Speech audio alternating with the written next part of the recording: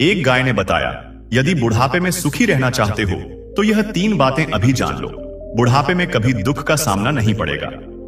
नमस्कार प्रिय दर्शकों, हर हर महादेव। आप सभी का स्वागत है। आज की कथा आरंभ करने से पहले आपसे एक निवेदन है। गरुड़ पुराण में कहा गया है कि जो भी कथा या शिक्षा बीच में छोड़ी जाती है वह पाप का कारण बनती है। इसलिए इस कथा को अंत तक जरूर सुनें। यदि आप एक सच्चे सनातनी हैं और भगवान श्री राम में अटूट श्रद्धा रखते हैं तो अभी वीडियो को लाइक करें, चैनल को सब्सक्राइब करें और कमेंट में जय श्री राम लिखकर अपना समर्थन व्यक्त करें। तो आइए प्रिय दर्शकों, बिना देरी किए आरंभ करते हैं आज की प्रेरणादायक कथा। प्रिय दर्शकों, यदि आप अपनी वृद्धावस्था को सुखमय और आनंदपूर्ण बनाना चाहते हैं तो कुछ खास आदतों को छोड़ना और कुछ गुणों को अपनाना बेहद जरूरी है। ऐसा करने से आपका परिवार आपको कभी अकेला नहीं छोड़ेगा और आपके प्रति सम्मान व स्नेह बना रहेगा। आज हम एक महत्वपूर्ण विषय पर चर्चा करेंगे जो हर इंसान के जीवन के इस अनिवार्य पड़ाव को सरल और मंगलकारी बना सकती है। जीवन के प्रत्येक चरण का अपना महत्व होता है। बचपन की सरलता, युवावस्था का जोश और वृद्धावस्था का अनुभव। परंतु वृद्धावस्था तभी सुखद हो सकती है जब पति पत्नी अपने जीवन में कुछ अहम सिद्धांतों का अनुसरण करें। युवावस्था में लोग अक्सर भविष्य की चिंता किए बिना जीते हैं, लेकिन एक शांतिपूर्ण और सुखद वृद्धावस्था के लिए कुछ आवश्यक तैयारियां करना अत्यंत जरूरी होता है। आज हम उन 2 अमूल्य बातों पर चर्चा करेंगे जिन्हें हर पति पत्नी को अपने जीवन में छोड़ देना चाहिए ताकि उनकी वृद्धावस्था सम्मानजनक और सुखद बनी रहे। यह कथा हमें सिखाएगी कि युवावस्था में लिए गए सही फैसले और अपनाई गई श्रेष्ठ आदतें न केवल वृद्धावस्था को सहज बनाती हैं, बल्कि उसे आनंददायक भी बनाती हैं। इसके साथ ही यह हमें यह भी बताएगी कि हम अपने परिवार और बच्चों के प्रिय कैसे बने रह सकते हैं। यह केवल एक सामान्य चर्चा नहीं है, बल्कि जीवन को मंगलकारी और सार्थक बनाने का एक दिव्य मार्गदर्शन है। इसलिए इस कथा के हर हिस्से में हमारे साथ बने रहें, क्योंकि यह आपको नई शिक्षा और जीवन के प्रति एक नया दृष्टिकोण प्रदान करेगी। आइए आगे बढ़ते हैं और जानते हैं कि वे 2 बातें कौन सी हैं जिन्हें हर पति पत्नी को छोड़ना आवश्यक है। तो चलिए शुरू करते हैं आज की प्रेरणादायक कथा। प्रिय दर्शकों, एक बार की बात है, कैलाश पर्वत की शांति और पवित्रता से भरी वादियों में भगवान शिव माता पार्वती के साथ विराजमान थे। वहां का वातावरण अत्यंत शुद्ध और आनंदमय था। माता पार्वती भगवान शिव से विभिन्न विषयों पर संवाद कर रही थी और उनके मुख से निकलते हुए अमृत तुल्य ज्ञान को ध्यानपूर्वक सुन रही थी। कुछ समय बाद माता पार्वती ने भगवान शिव से एक जिज्ञासा भरा प्रश्न किया। उन्होंने कहा, हे प्रभु, कृपया बताइए कि वृद्धावस्था में मनुष्य को कौन सी चीजें सुख और शांति प्रदान करती हैं? यह जीवन का ऐसा चरण होता है जब शरीर दुर्बल हो जाता है और मन अस्थिरता की ओर बढ़ता है। कृपया इस विषय पर अपने दिव्य विचारों को प्रकट करें। भगवान शिव मंद मंद मुस्कुराए और बोले, हे देवी, तुम्हारा यह प्रश्न अत्यंत महत्वपूर्ण है और समस्त मानव जाति के कल्याण के लिए आवश्यक भी। जो इस उत्तर को भलीभांति समझ लेता है उसका वृद्धावस्था निश्चित रूप से सुखद और मंगलकारी हो जाता है। मैं तुम्हें इसका उत्तर अवश्य दूंगा, ध्यान पूर्वक सुनो। शिवजी ने आगे कहा, हे पार्वती, मनुष्य के जीवन को 3 प्रमुख अवस्थाओं में बांटा गया है: बाल्यकाल, युवावस्था और वृद्धावस्था। बाल्यकाल मासूमियत और खेलकूद में व्यतीत होता है। युवावस्था जोश और उमंग से भरी होती है, लेकिन वृद्धावस्था अक्सर चिंताओं और दुर्बलता से घिरी होती है। यह एक अटल सत्य है कि वृद्धावस्था और मृत्यु दोनों ही सुनिश्चित हैं। जो जन्म लेता है उसे मृत्यु का अनुभव करना ही होगा, परंतु वृद्धावस्था को सुखद और सरल बनाना मनुष्य के अपने कर्मों पर निर्भर करता है। शिवजी ने आगे कहा, हे देवी, वृद्धावस्था हर किसी को नहीं मिलती, यह भी एक प्रकार का सौभाग्य है। लेकिन वृद्धावस्था का सुख दुख इस बात पर निर्भर करता है कि व्यक्ति ने अपने जीवन के आरंभ से ही कौन कौन सी आदतें अपनाई हैं और कौन से निर्णय लिए हैं। अब हम आगे जानेंगे कि वे 2 प्रमुख बातें कौन सी हैं जिन्हें त्याग कर और 3 महत्वपूर्ण गुणों को अपनाकर कोई भी अपनी वृद्धावस्था को सुखद, सम्मानजनक और आनंदमय बना सकता है। कुछ लोग अपने वृद्धावस्था के लिए पहले से तैयारी कर लेते हैं, जबकि कुछ इसे नजरअंदाज कर देते हैं और बाद में पछताते हैं। इसके बाद शिवजी ने कहा, मैं तुम्हें एक कथा सुनाऊंगा जिसके माध्यम से यह समझाऊंगा कि कौन सी 2 बातें त्यागनी चाहिए और कौन सी 3 आदतें अपनानी चाहिए ताकि वृद्धावस्था सुखद बन सके। इस ज्ञान को अपनाने वाला व्यक्ति न केवल अपनी वृद्धावस्था को शांतिपूर्ण बनाएगा, बल्कि अपने परिवार और समाज के लिए भी एक आदर्श बनेगा। शिवजी ने वृद्धावस्था के परिवर्तनों के बारे में विस्तार से बताते हुए कहा, हे पार्वती, वृद्धावस्था में शरीर धीरे धीरे कमजोर पड़ने लगता है। हाथ पैर पहले की तरह सक्रिय नहीं रहते, आंखों की दृष्टि कमजोर पड़ने लगती है और कान भी सही से सुनाई नहीं देते। स्वाद की अनुभूति घटने लगती है और कई बार दांत भी गिर जाते हैं। घुटनों में पीड़ा होने लगती है, जिससे चलने के लिए लाठी का सहारा लेना पड़ता है। शिवजी ने आगे कहा कि वृद्धावस्था में व्यक्ति की स्मरण शक्ति भी कमजोर हो जाती है। कई बार घर के निर्णय बुजुर्गों के हाथ से निकल जाते हैं और बच्चे स्वयं अपने फैसले लेने लगते हैं। घर में बहू के आने के बाद बुजुर्गों का महत्व और भी घट जाता है। कई बार तो बुजुर्गों को बाहर के कमरे में या आंगन में डाल दिया जाता है। यह स्थिति और भी दयनीय हो जाती है जब व्यक्ति ने अपने बुढ़ापे के लिए कोई पूर्व तैयारी नहीं की होती। भगवान शिव के ये वचन गहरे और सत्य थे। उन्होंने कहा कि वृद्धावस्था में सुख प्राप्त करने के लिए यह आवश्यक है कि व्यक्ति यह समझे कि किन बातों को त्यागना है और किन बातों को अपनाना है।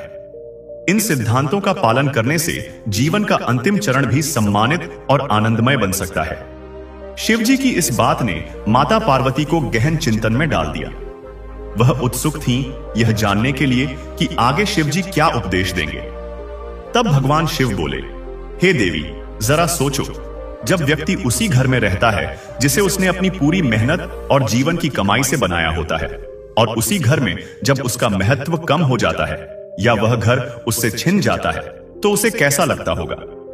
यह पीड़ा वास्तविक और असीम होती है। उन्होंने आगे कहा, वृद्धावस्था का सबसे बड़ा कष्ट तब होता है जब पति पत्नी में से कोई एक इस संसार से विदा हो जाता है।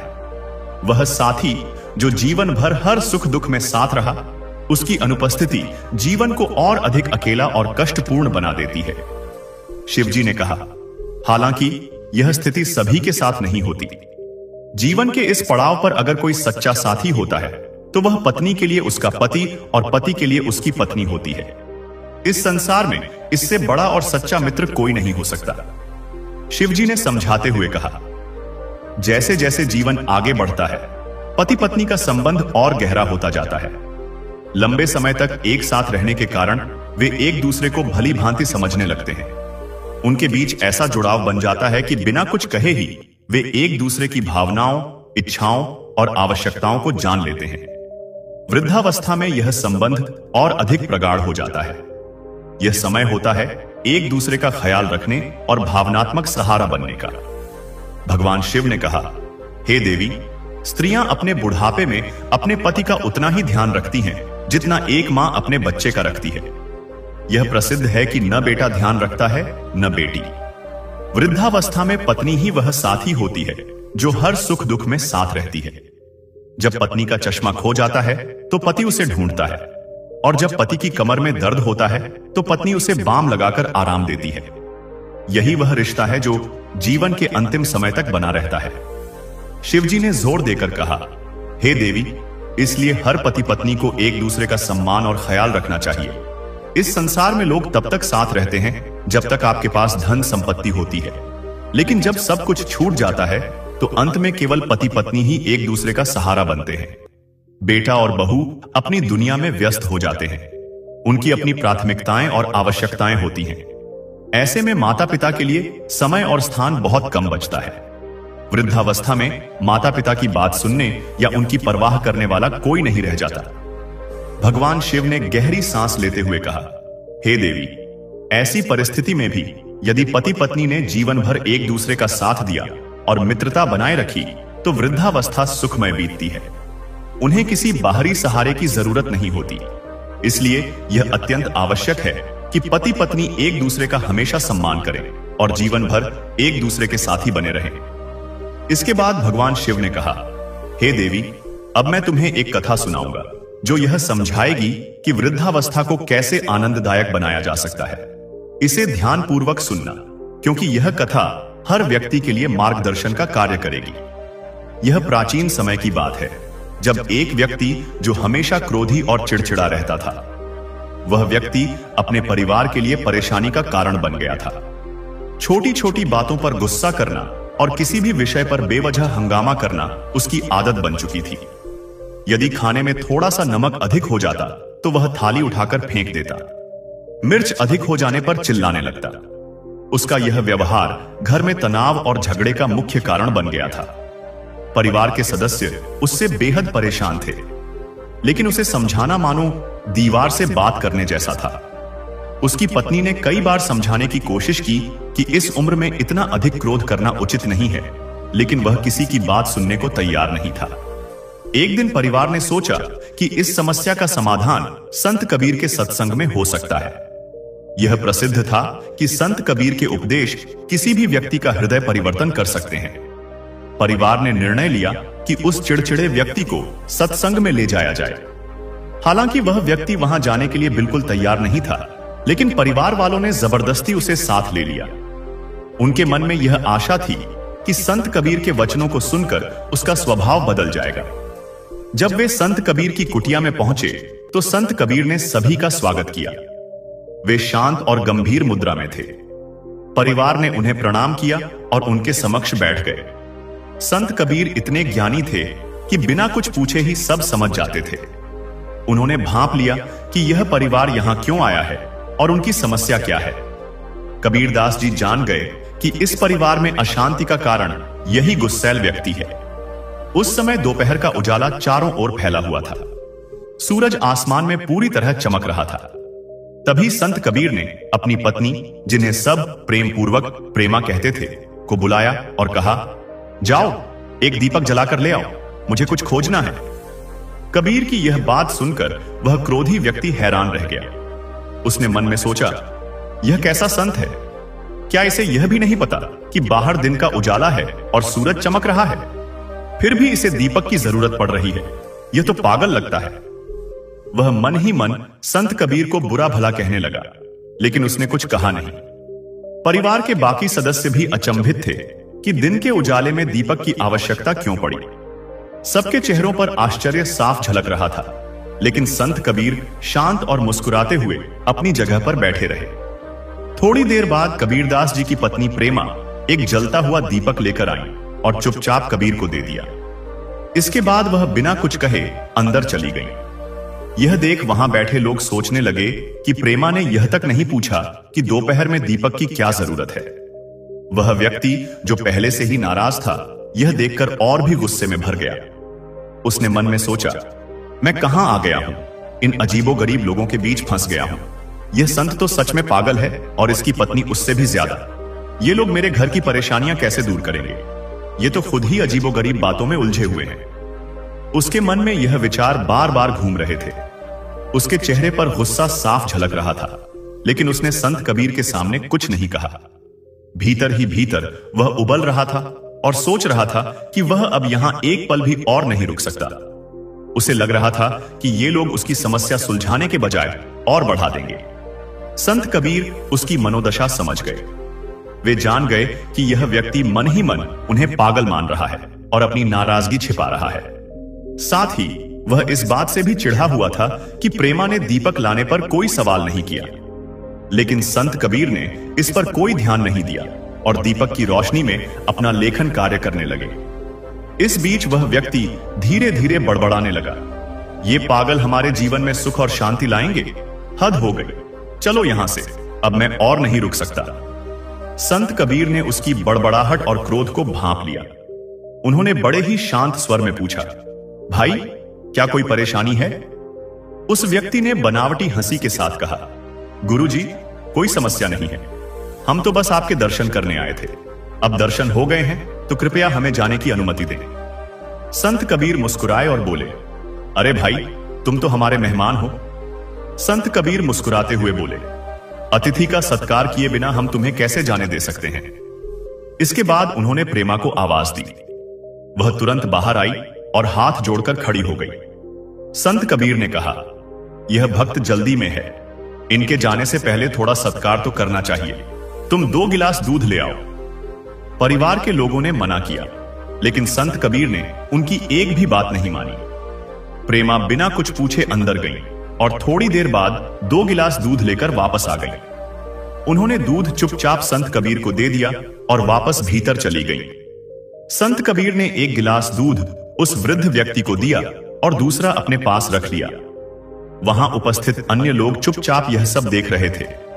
वृद्ध व्यक्ति ने अनमने भाव से गिलास उठाया और 1 घूंट दूध पिया। जैसे ही दूध उसके मुंह में गया, उसका स्वाद इतना नमकीन और कड़वा था कि वह चौंक गया। उसे ऐसा महसूस हुआ मानो उसे उल्टी आ जाएगी। उसने झट से गिलास नीचे रख दिया और गुस्से में बोला, गुरुजी, यह क्या है? यह दूध तो पीने लायक ही नहीं है। इसमें इतना नमक क्यों डाला गया है? क्या यही अतिथि सत्कार है? वृद्ध व्यक्ति, जो पहले से ही नाराज था, इस नमकीन और कड़वे दूध को पीकर और अधिक चिढ़ गया। उसका मन हुआ कि वह गुस्से में दूध संत कबीर पर फेंक दे। दरअसल यह उसकी रोजमर्रा की आदत थी।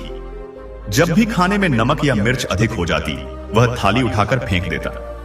लेकिन इस बार उसने ऐसा कुछ नहीं किया। वह भीतर ही भीतर खौल रहा था। कबीरदास जी को देखकर उसका क्रोध और बढ़ गया। उसने मन में सोचा, यह कैसा संत है? इस तरह का आचरण करके यह मेरे दुखों का समाधान करेगा। मेरे बच्चे मुझे आखिर किस पागल इंसान के पास ले आए हैं? संत कबीर अपनी जगह पर शांत बैठे रहे। उन्होंने गिलास उठाया और बड़े सहज भाव से दूध पीने लगे। उनके चेहरे पर कोई शिकन नहीं थी। वे पूरी शांति और संतोष के साथ दूध पी रहे थे, जैसे उसमें कोई कड़वाहट ही ना हो। यह देखकर वह व्यक्ति और अधिक चिढ़ गया, लेकिन उसने कुछ नहीं कहा और अपने गुस्से को दबाए रखा। कुछ देर बाद उसने स्वयं को संभालते हुए कहा, कबीरदास जी, अब हमें अनुमति दें। हमने आपके दर्शन कर लिए हैं, अब हम लौटना चाहते हैं। संत कबीर मुस्कुराए और बोले, भाई, तुम हमारे पास आए हो। ऐसा लगता है कि तुम किसी दुख के कारण यहां आए हो, लेकिन तुमने अपने आने का कारण बताया ही नहीं। अगर कोई समस्या है तो बताओ, हो सकता है इसका कोई हल निकल आए। वृद्ध व्यक्ति ने चिढ़े हुए स्वर में कहा, संत जी, छोड़िए, आप क्या समाधान देंगे? हम तो यहां अपने दुखों के लिए आए थे, लेकिन अब जा रहे हैं। आपकी बातें और हरकतें देखकर मुझे विश्वास हो गया है कि आप मेरी किसी भी तरह की मदद नहीं कर सकते। संत कबीर ने शांत भाव से मुस्कुराते हुए कहा, भाई, जब तुम दुख लेकर आए हो तो उसे बताने में क्या हर्ज है? हो सकता है तुम्हारे लिए कोई रास्ता निकल आए। बिना बताए जाना उचित नहीं। अगर कोई समस्या है तो खुलकर कहो। वृद्ध व्यक्ति भीतर से गुस्से में भरा हुआ था, लेकिन कबीरदास जी के बार बार आग्रह करने पर उसने सोचा कि अपनी बात कह ही देता हूं। उसने भारी स्वर में कहा, ठीक है, सुनिए। हालांकि मुझे यकीन नहीं है कि आप मेरी कोई सहायता कर पाएंगे। फिर उसने अपनी समस्याएं गिनानी शुरू की। मेरे घर में कोई मेरी इज्जत नहीं करता। मेरे बच्चे, मेरी बहू और यहां तक कि मेरी पत्नी भी मुझे गलत समझती है। मैं सबके लिए बहुत कुछ करता हूं, फिर भी सब मुझसे नाखुश रहते हैं। घर में हर समय झगड़े और अशांति रहती है। मैं चाहता हूं कि मेरे घर में शांति और समृद्धि आए। इसी उम्मीद से मैं आपके पास आया था। थोड़ी देर रुककर उसने गहरी सांस ली और कहा, लेकिन संत जी, आपकी अजीबोगरीब बातें और हरकतें देखकर मुझे यकीन हो गया है कि आप मेरे किसी काम के नहीं हैं। इसलिए मैंने सोचा कि बिना कुछ कहे यहां से चला जाऊं, लेकिन अब मैंने आपको सब कुछ बता दिया है। वह व्यक्ति निराशा और क्रोध से भरा हुआ था। उसकी आवाज में दुख साफ झलक रहा था। उसे विश्वास नहीं था कि उसकी समस्याओं का कोई समाधान हो सकता है। उसने संत कबीर को मूर्ख समझ लिया था, लेकिन उसकी परेशानियों का बोझ इतना अधिक था कि वह अपनी बात कहे बिना रह नहीं पाया। संत कबीर ने उसकी बातें ध्यानपूर्वक सुनने के बाद मुस्कुराते हुए कहा, हमें मालूम है कि तुम्हारे घर में अशांति और कलह है।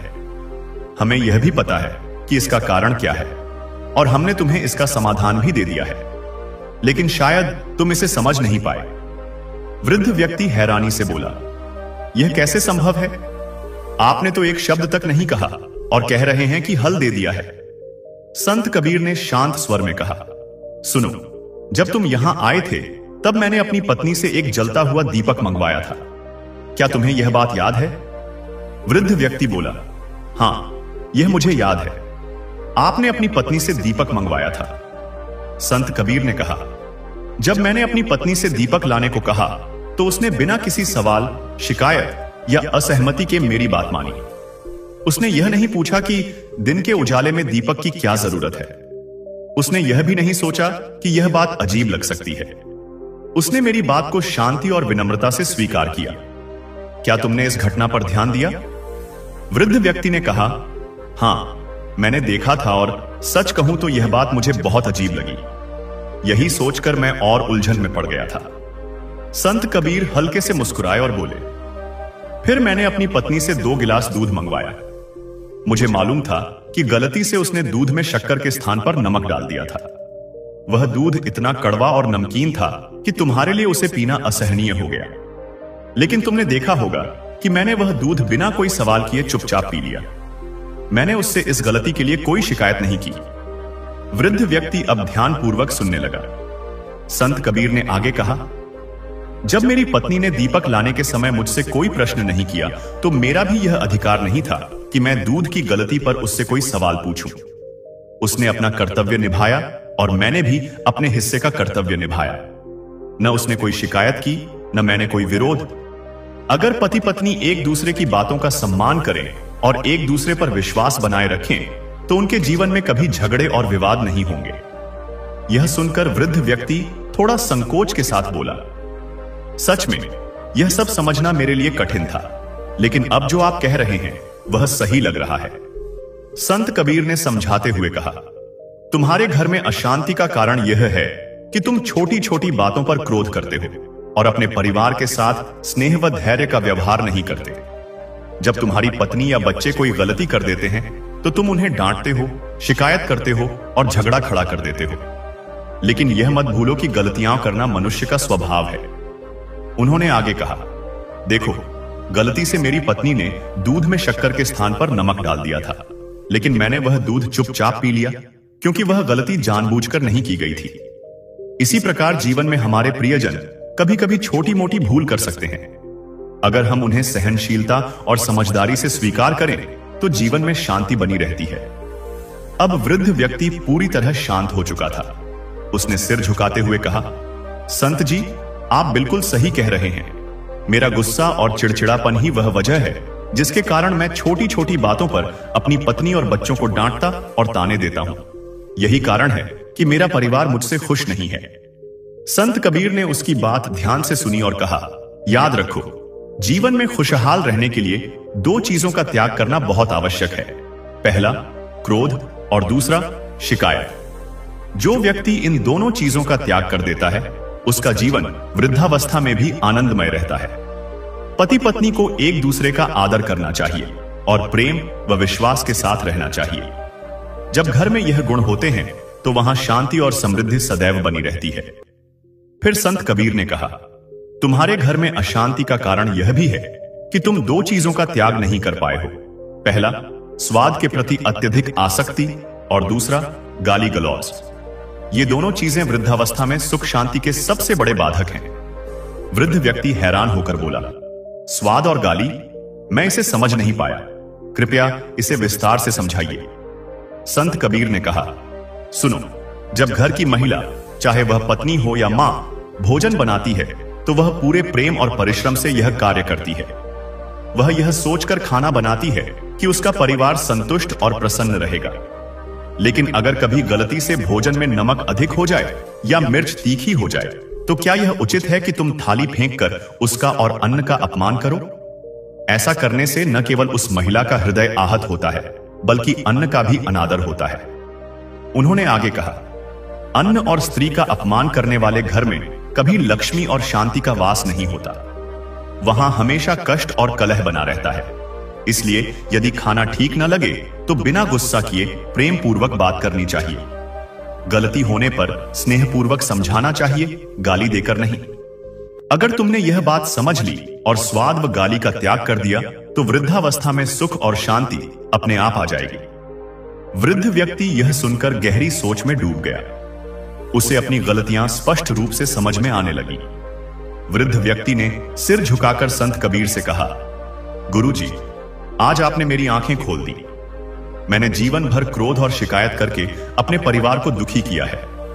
आज से मैं इन दोनों चीजों को हमेशा के लिए अपने जीवन से बाहर कर दूंगा। स्वाद और गाली का मेरे जीवन में अब कोई स्थान नहीं रहेगा। संत कबीर ने उसे आशीर्वाद देते हुए कहा, याद रखना, वृद्धावस्था में स्वाद और गाली का त्याग करना सबसे बड़ा धर्म है।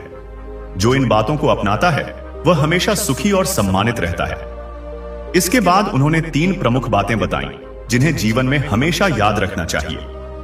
वृद्ध व्यक्ति ने पूछा, गुरुजी, आपने कहा कि हमें स्वाद और गाली का त्याग करना चाहिए, लेकिन बुढ़ापे में सुखी रहने के लिए किन चीजों को अपनाना और किन्हें छोड़ना आवश्यक है?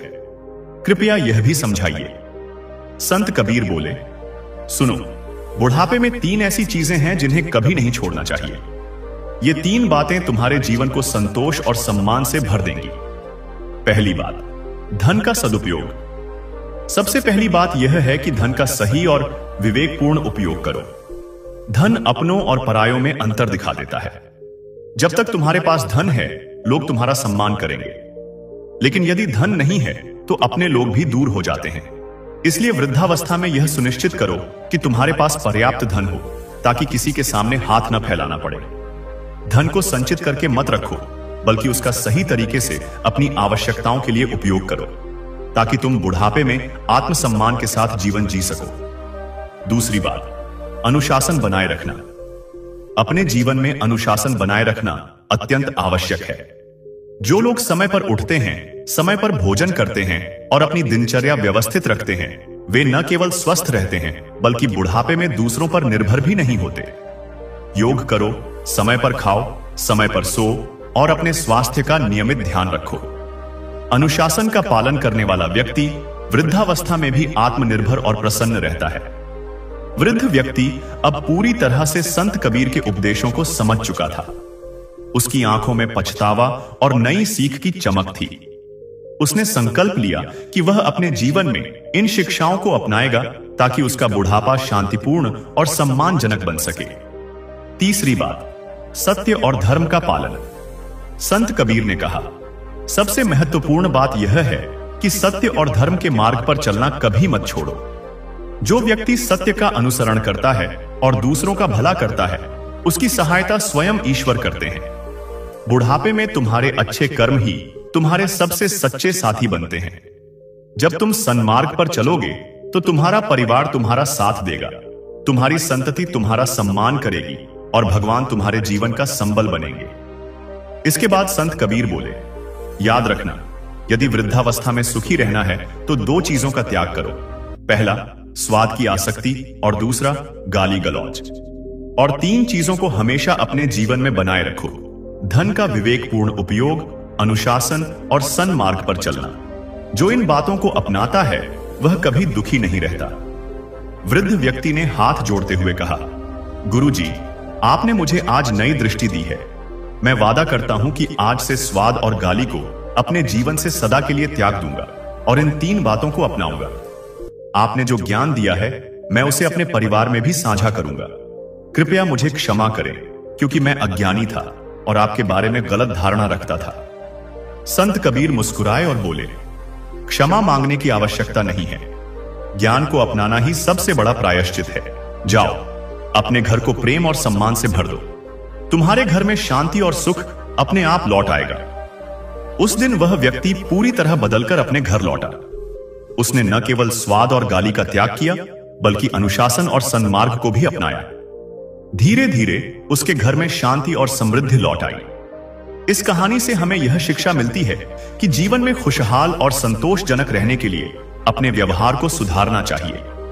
छोटी छोटी बातों पर गुस्सा करना और शिकायत करना केवल अशांति और कष्ट लाता है। अगर हम स्वाद और गाली का त्याग कर दें और धन, अनुशासन तथा सन्मार्ग को अपनाएं, तो हमारा जीवन न केवल वृद्धावस्था में बल्कि हर अवस्था में सुखद हो सकता है। मित्रों, इस कथा को अपने जीवन में उतारें और अपने घर को प्रेम और सम्मान से भर दें। जिस प्रकार कोई भी प्राणी अपने कर्मों के अनुरूप फल अवश्य प्राप्त करता है, वैसे ही हर व्यक्ति को अपने कर्मों का परिणाम भुगतना पड़ता है। चाहे वह राजा हो या साधारण व्यक्ति, सभी को अपने कर्मों का फल किसी न किसी रूप में भोगना पड़ता है। जो व्यक्ति दूसरों के साथ छल करता है उसे अपने कर्मों का दंड किसी न किसी रूप में भुगतना ही पड़ता है। छल एक गंभीर नैतिक और आध्यात्मिक दोष है जिसका परिणाम मानसिक और शारीरिक अशांति के रूप में सामने आता है। छल करने वाला व्यक्ति हमेशा अपराध बोध और असंतोष का अनुभव करता है। एक बार की बात है, भगवान श्री कृष्ण अपने दिव्य महल में विश्राम कर रहे थे। उसी समय राधा रानी प्रेम पूर्वक राज्य का भ्रमण करती हुई वहां पहुंची। राधा जी को देखकर श्री कृष्ण अत्यंत प्रसन्न हुए और बोले, हे प्रिय राधा रानी, आप इतनी सुबह हमारे महल में क्यों आई हैं? राधा रानी ने विनम्रता से उत्तर दिया, हे प्रभु, आज मैंने कुछ ऐसे विचलित करने वाले विचार सुने हैं जिनसे मेरा मन बहुत उदास हो गया है। भगवान श्री कृष्ण ने सहानुभूति जताते हुए कहा, हे देवी, कौन से वे विचार हैं जिनसे तुम्हारा मन व्यथित हो गया है? राधा जी ने कहा, हे प्रभु, मुझे विश्वास नहीं हो रहा कि मनुष्य इतना पतन कर सकता है जिसकी कल्पना भी कठिन है। श्री कृष्ण ने शांत भाव से कहा, हे प्रिय राधा, आज मैं तुम्हें एक दिव्य कथा सुनाऊंगा। इसे सुनने के बाद तुम्हारे मन की सभी चिंताएं दूर हो जाएंगी। जो भी व्यक्ति अपने कर्मों से गलत राह पर चलता है उसे अपने कर्मों का फल अवश्य भोगना पड़ता है, चाहे वह राजा हो या सामान्य व्यक्ति। राधा रानी ने श्रद्धा से कहा, हे प्रभु, मैं वचन देती हूं कि पूरी श्रद्धा और ध्यान से इस कथा को सुनूंगी। एक राज्य में एक धनाढ्य साहूकार रहता था। उसके पास धन संपत्ति और सुख सुविधाओं की कोई कमी नहीं थी, लेकिन वह और उसकी पत्नी संतान न होने के कारण बहुत दुखी रहते थे।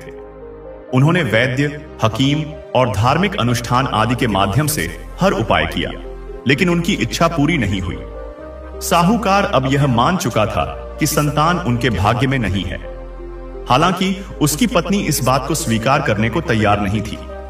वह शिवजी की भक्ति में लीन रहती थी और उसे विश्वास था कि भगवान शिव उसकी प्रार्थना अवश्य सुनेंगे।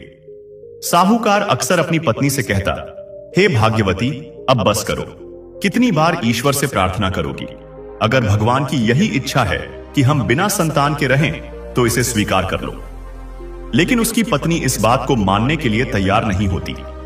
जब साहूकार अपने कार्य पर चला जाता तो वह घर में अकेली बैठकर ईश्वर की आराधना में डूबी रहती। वह अपनी सूनी गोद भरने के लिए भगवान से विनती करती। अपना बाकी समय वह पक्षियों को दाना डालने और उन्हें निहारने में बिताती। एक दिन एक मैना पक्षी का जोड़ा उनके घर आया और वहां एक घोंसला बना लिया। घोंसले में मैना का एक अंडा था। प्रतिदिन सुबह होते ही वह पक्षी जोड़ा भोजन की खोज में निकल जाता और शाम होते ही वापस लौट आता। साहूकार की पत्नी यह दृश्य बड़े प्रेम से देखती थी, लेकिन एक दिन ऐसा आया जब वह पक्षी जोड़ा वापस नहीं आया। यह देखकर वह अत्यधिक चिंतित हो गई। उसने कई दिनों तक उनकी प्रतीक्षा की, किंतु वे लौटकर नहीं आए। तब उसने उस अंडे की देखभाल का संकल्प लिया और उसे इस प्रकार स्नेह से देखने लगी मानो वह अंडा उसका अपना संतान हो। समय बीतने के साथ वह अंडा बड़ा होता गया और एक दिन वह तरबूज के आकार का हो गया। यह देखकर साहूकार की पत्नी घबरा गई और तुरंत अपने पति को बुलाया। साहूकार और उसकी पत्नी अंडे के पास पहुंचे। जैसे ही साहूकार ने उसे स्पर्श किया, वह अंडा लुढ़ककर उनके चरणों में आ गिरा और फूट गया। अंडे के भीतर से एक दिव्य रूपवती कन्या प्रकट हुई। साहूकार की पत्नी ने उसे देखते ही अपने हृदय से लगा लिया। उसे महसूस हुआ कि यह कन्या कोई साधारण बालिका नहीं, बल्कि ईश्वर का वरदान है। यद्यपि वह कन्या मैना पक्षी की संतान थी, फिर भी साहूकार और उसकी पत्नी ने उसका नाम सुमंगला रखा और अपनी पुत्री के रूप में उसका पालन पोषण करने लगे। साहूकार और उसकी पत्नी ने सुमंगला को अत्यधिक स्नेह दिया। वह उनके लिए केवल एक संतान नहीं, बल्कि उनके जीवन का सबसे बड़ा आनंद बन गई। समय बीतने के साथ सुमंगला बड़ी हुई और उसकी सुंदरता व गुणों की ख्याति चारों ओर फैलने लगी। जो भी उसे देखता उसकी मोहिनी आभा में बंध जाता। एक दिन सुमंगला अपनी सखियों के साथ मेले में गई। संयोगवश उसी मेले में उस राज्य का राजा भी उपस्थित था। जैसे ही उसकी दृष्टि सुमंगला पर पड़ी, वह उसके दिव्य सौंदर्य पर मोहित हो गया। राजा ने तुरंत अपने सेनापति को आदेश दिया कि वह इस अलौकिक सुंदरी के विषय में पूरी जानकारी प्राप्त करे। अगले ही दिन राजा ने साहूकार को संदेश भेजा और सुमंगला से विवाह का प्रस्ताव रखा। यह समाचार सुनकर साहूकार अत्यधिक प्रसन्न हुआ। साहूकार की पत्नी ने उत्साह से कहा, हे स्वामी, यह तो हमारे लिए परम सौभाग्य की बात है। हमारी पुत्री का भाग्य आलोकित हो उठा है। स्वयं राजा सुमंगला को अपनी रानी बनाना चाहते हैं। यह सुनकर वह आनंद से झूम उठी और भगवान को प्रणाम करने लगी। विवाह के बाद जब सुमंगला राजमहल पहुंची तो उसका भव्य स्वागत किया गया। उसकी सुंदरता और गरिमा की चर्चा पूरे महल में होने लगी। परंतु जहां सौंदर्य होता है वहां ईर्ष्या भी जन्म लेती है। महल की वरिष्ठ रानी, जो वहां की अत्यधिक प्रतिष्ठित महिला थी, सुमंगला की बढ़ती प्रतिष्ठा देखकर द्वेष से भर उठी। राजा अधिकतर समय सुमंगला के साथ रहते और सभी महत्वपूर्ण मामलों पर उससे परामर्श करते। यह देखकर बड़ी रानी की जलन और भी तीव्र हो गई। उसने सुमंगला को महल से हटाने के लिए एक षड्यंत्र रचने का निर्णय लिया। एक दिन वह सुमंगला के पास आई और मीठे शब्दों में बोली, हे दिव्य सुंदरी, तुम साधारण मानव की संतान नहीं हो, बल्कि एक चमत्कारी अंडे से उत्पन्न हुई देवी हो। मैं तुम्हें अपनी बहन मानती हूं और यह जानने की इच्छा रखती हूं कि तुम्हारी प्राण शक्ति कहां निवास करती है, ताकि मैं तुम्हारी सुरक्षा कर सकूं। सुमंगला सरल और निष्कपट थी। वह बड़ी रानी के छल को समझ नहीं पाई और सहजता से उत्तर दिया, हे रानी, मेरे मायके के आंगन में एक पुराना कुआं है। उस कुएं में एक लकड़ी का संदूक रखा हुआ है। संदूक में एक छोटी डिबिया है जिसमें मोतियों से दमकती एक दिव्य माला सुरक्षित है। वही माला मेरे जीवन की प्राण शक्ति है। यह सुनकर बड़ी रानी ने कपटी मुस्कान के साथ कहा, हे देवी, तुम्हारी प्राण शक्ति तो अत्यंत सुरक्षित स्थान पर है। फिर भी महल के लोगों को सतर्क रहना चाहिए, क्योंकि शत्रु हमेशा अवसर की तलाश में रहते हैं। यह कहकर वह वहां से चली गई, परंतु उसके मन में कपट की अग्नि धधक रही थी। उधर सुमंगला के मन में एक अनजान सी शांति थी। तभी राजा वहां आए और बोले, हे प्रिय, तुम गहरी सोच में डूबी प्रतीत होती हो। क्या तुम्हारे हृदय में कोई चिंता है? सुमंगला ने गंभीर दृष्टि से राजा को देखा और कोमल स्वर में कहा, हे स्वामी, यदि कभी मेरी मृत्यु हो जाए तो कृपया मेरा दाह संस्कार मत कराइए। राजा आश्चर्यचकित होकर बोले, हे प्रिय, यह कैसी अशुभ बात कह रही हो? सुमंगला ने गंभीरता से उत्तर दिया, मृत्यु तो अपरिहार्य सत्य है, परंतु मेरी एक प्रार्थना है। यदि मेरे जीवन का अंत हो जाए तो एक दिव्य महल का निर्माण कराया जाए और उसमें मेरे शरीर को प्रतिष्ठित किया जाए। महल के चारों ओर ऊंची दीवारें हों ताकि कोई अजनबी वहां प्रवेश न कर सके। महल के भीतर एक सुरम्य बगीचा हो जहां हमेशा शांति का वास हो। वहां भोजन और अन्य आवश्यक वस्तुएं सदा उपलब्ध रहे। राजा ने प्रेम पूर्वक सुमंगला की ओर देखा और कहा, हे देवी, जब तक मैं जीवित हूं तुम्हारे प्राणों की रक्षा करूंगा। मेरे रहते कोई तुम्हें कष्ट नहीं पहुंचा सकता। यह कहकर उन्होंने उसे अपने आलिंगन में भर लिया। उसी समय राजा ने देखा कि सुमंगला तेज बुखार से पीड़ित थी। उन्होंने तुरंत राजवैद्य को बुलाया। वैद्य ने परीक्षण करने के बाद हर्षित होकर कहा, महाराज, प्रसन्न हो जाइए, रानी सुमंगला माता बनने वाली हैं। यह सुनकर राजा आनंदित हो उठे। उन्होंने खुशी में अपने गले की स्वर्ण माला उतारकर राजवैद्य को भेंट कर दी। पूरे राज्य में आनंद और उत्साह की लहर दौड़ गई। प्रजा ने सुमंगला के सौभाग्य और राज्य के उज्जवल भविष्य की मंगल कामना करते हुए यज्ञ और उत्सव आयोजित किए। कुछ समय बाद सुमंगला ने एक दिव्य बालक को जन्म दिया। बालक अद्वितीय तेजस्विता और मासूमियत से युक्त था। राजा और प्रजा ने इसे भगवान की कृपा का प्रतीक माना। राजा प्रतिदिन महल में आकर बालक से मिलते, उसे अपनी गोद में खिलाते और स्नेहपूर्वक समय बिताते। महल में यह घटना चर्चा का विषय बन गई। सभी ने इसे ईश्वर की लीला समझा। लेकिन बड़ी रानी इस चमत्कार से भयभीत हो उठी। वह सोचने लगी, यदि यह बालक जीवित है और स्वयं देवी सुमंगला उसकी रक्षा कर रही है, तो एक दिन यह राजा का उत्तराधिकारी बनेगा और मेरा प्रभाव समाप्त हो जाएगा। यह विचार आते ही उसने फिर से एक कुटिल योजना बनाने का निश्चय किया। एक रात जब पूरा राजमहल गहरी नींद में डूबा हुआ था, बड़ी रानी ने अपने विश्वस्त सेवकों को बुलाया। उसने कठोर स्वर में कहा, तुम्हें आज रात ही नगर के बाहर स्थित महल में जाकर उस बालक को वहां से उठा लाना होगा। यह कार्य अत्यधिक गुप्त रहना चाहिए। यदि कोई तुम्हें देख ले तो हमारी योजना असफल हो जाएगी। यदि तुम सफल हुए तो तुम्हें मनचाहा इनाम मिलेगा, लेकिन असफल होने पर तुम्हें कठोर दंड भुगतना पड़ेगा।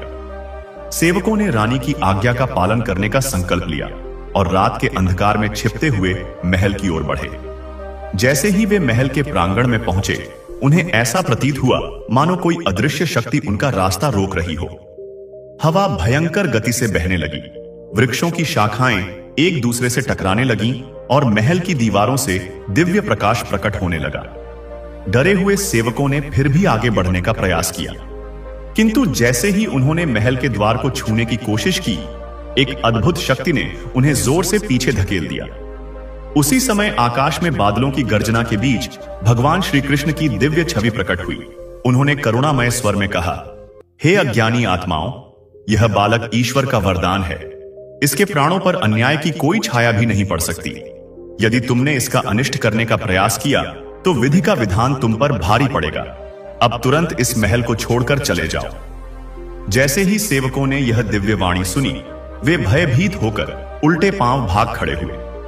उन्होंने लौटकर बड़ी रानी को सारी घटना विस्तार से सुनाई। यह सुनकर रानी भय और चिंता से कांप उठी।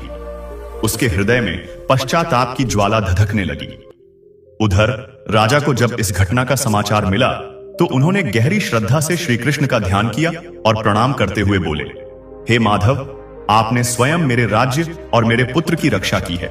यह बालक निश्चित रूप से आपकी कृपा का प्रतीक है। इसके बाद राजा ने विधि पूर्वक देवी सुमंगला के महल में एक विशेष यज्ञ का आयोजन किया।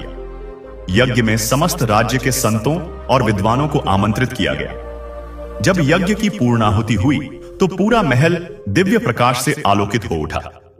उसी क्षण देवी सुमंगला का स्वर गूंजा, हे राजन, मेरा कार्य पूर्ण हो चुका है। अब मैं इस देह को त्याग कर श्री हरि के चरणों में विलीन हो जाऊंगी।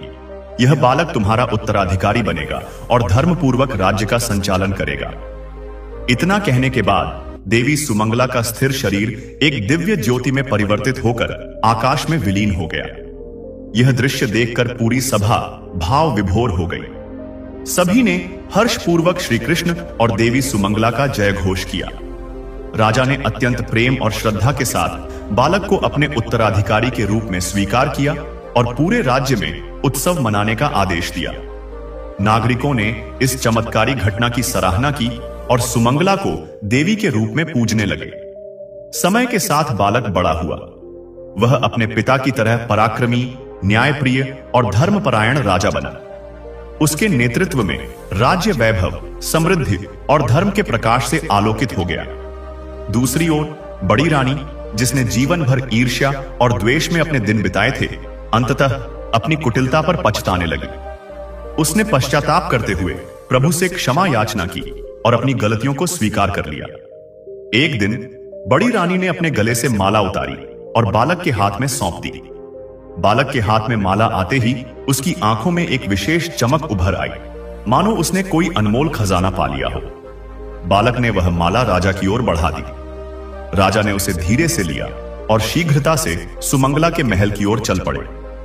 महल में पहुंचने पर उन्होंने देखा कि सुमंगला सिंहासन पर एक मूर्ति की भांति निष्प्रभ बैठी थी। राजा ने बिना देर किए वह दिव्य माला उनके गले में पहना दी। माला का स्पर्श होते ही महल में दिव्य प्रकाश फैल गया। सुमंगला के शरीर में हलचल हुई, उनके चेहरे पर चमक लौट आई और उनकी आंखों में जीवन का संचार हुआ। सुमंगला ने धीरे धीरे आंखें खोली और सामने खड़े राजा को देखा। राजा की आंखों में प्रेम, पश्चाताप और असीम हर्ष का संगम था। उनकी आंखों से अश्रुधारा बह निकली। उन्होंने सुमंगला के चरणों में नतमस्तक होकर कहा, हे देवी, आज मेरे जीवन में फिर से प्रकाश लौट आया है। आपके बिना मेरा जीवन अंधकारमय हो गया था। सुमंगला ने राजा की ओर स्नेहपूर्ण दृष्टि से देखा और धीरे से कहा, महाराज, यह सब विधि का विधान था। जो कुछ हुआ वह समय की गति का परिणाम था, परंतु प्रेम और सत्य की शक्ति सदा विजयी होती है। राजा ने अपने पुत्र को गोद में उठाते हुए भावुक होकर कहा, यह सब तुम्हारी ममता, प्रेम और त्याग की शक्ति का फल है। देवी, तुम्हारे बिना यह राज्य अधूरा था। इस शुभ घटना से पूरे राज्य में उत्सव का माहौल बन गया। जब नागरिकों को यह ज्ञात हुआ कि देवी सुमंगला पुनः जीवन को प्राप्त कर चुकी हैं, तो हर्ष और उल्लास से हर हृदय भर उठा। नगर के सभी मंदिरों में दीप प्रज्वलित किए गए, भजन कीर्तन गूंजने लगे और पूरा राज्य आनंद के रंग में डूब गया। उधर बड़ी रानी अपने कक्ष में बैठी यह समाचार सुन रही थी। उसकी आत्मा भीतर ही भीतर कांप रही थी। उसे यह एहसास हो चुका था कि उसने ईर्ष्या के वशीभूत होकर कितना बड़ा अपराध कर दिया है। उसका अंतःकरण ग्लानि से भर गया। उसने तुरंत अपने सभी आभूषण उतार दिए और साधारण वस्त्र धारण कर लिए। फिर वह महल के प्रांगण में आई और सुमंगला के समक्ष सिर झुकाकर खड़ी हो गई। कांपते हुए स्वर में उसने कहा, हे देवी सुमंगला, मैं अपनी भूल स्वीकार करती हूं। मुझसे जो अपराध हुआ है उसके लिए मैं आपसे क्षमा मांगती हूं। मेरी ईर्ष्या और क्रोध ने मुझे अंधा कर दिया था, किंतु अब मैं अपने किए पर अत्यंत लज्जित हूं। सुमंगला ने उसे शांत भाव से देखा और मधुर स्वर में कहा, हे महारानी, ईर्ष्या और द्वेष मनुष्य को भीतर से खोखला कर देते हैं, परंतु सच्चा पश्चाताप व्यक्ति को नया जीवन दे सकता है। मैं तुम्हें क्षमा करती हूं, किंतु तुम्हें यह संकल्प लेना होगा कि भविष्य में कभी किसी के प्रति द्वेष नहीं रखोगी और प्रेम व करुणा का आचरण करोगी। बड़ी रानी ने श्रद्धा से सिर झुका लिया और अश्रुपूर्ण नेत्रों से कहा, आज से मेरा हृदय शुद्ध हो गया है। मैं जीवन भर आपकी सेवा करूंगी। यह देखकर राजा ने संतोष की सांस ली। उन्होंने प्रेम पूर्वक अपनी दोनों रानियों को पास बिठाया और राज्यसभा में घोषणा की, सत्य, प्रेम और त्याग ही जीवन के आधार हैं। आज की घटना ने यह प्रमाणित कर दिया है कि सच्चा प्रेम मृत्यु पर भी विजय पा सकता है। समस्त प्रजा ने यह सुनकर जय जयकार की। पूरे राज्य में उत्सव मनाया गया और देवी सुमंगला की महिमा युगों युगों तक अमर हो गई। बड़ी रानी ने सोचा, यदि इस बालक को कुछ हो गया तो मेरी प्रतिष्ठा नष्ट हो जाएगी। अतः कुछ समय के लिए ही सही मुझे यह माला बालक को सौंप देनी चाहिए। उसने भारी मन से अपने गले से माला उतारी और बालक के हाथों में दे दी। बालक माला लेकर प्रसन्नता से आंगन में खेलने लगा। खेल खेल में वह चुपचाप राजा के पास गया और माला उन्हें सौंप दी। राजा ने तुरंत माला ली और शीघ्रता से सुमंगला के महल की ओर बढ़े। महल में पहुंचने पर उन्होंने देखा कि सुमंगला सिंहासन पर एक मूर्ति की भांति निष्प्रभ बैठी थी। राजा ने श्रद्धा से माला उनके गले में पहनाई।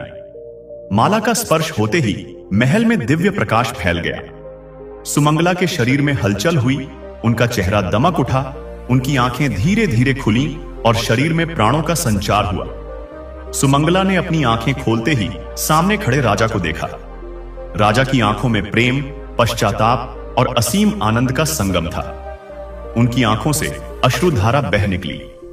उन्होंने सुमंगला को अपने हृदय से लगा लिया और भावुक होकर बोले, हे मैना सुंदरी, मैं सारा सत्य जान चुका हूं। तुम्हारे साथ जो छल हुआ वह अक्षम्य है। सुमंगला ने राजा का हाथ थामते हुए कहा, महाराज, मैं आपको एक और सत्य बताना चाहती हूं।